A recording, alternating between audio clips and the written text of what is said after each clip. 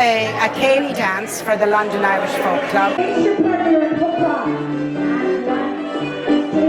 It's the social dancing. It's not river dancing, which is a lot of people when they think about Irish dancing. We hook right arms. 1 and 2 and 3, and then we hook left arms. I get so much enjoyment out of watching people dance and teaching them how to move, especially when they tell me they don't know how to dance. Forward and back.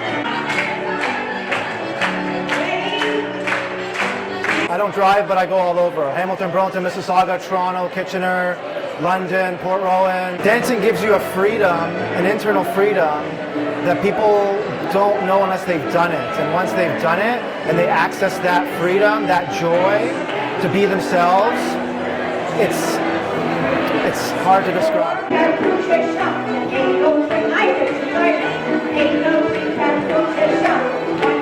People come to the Ceilis, and the next time they come, they know a little bit and they help each other out and the next people, but I'm always surprised at how quickly people pick it up. Maybe they tell me I'm a good teacher, so I choose to believe that's the reason.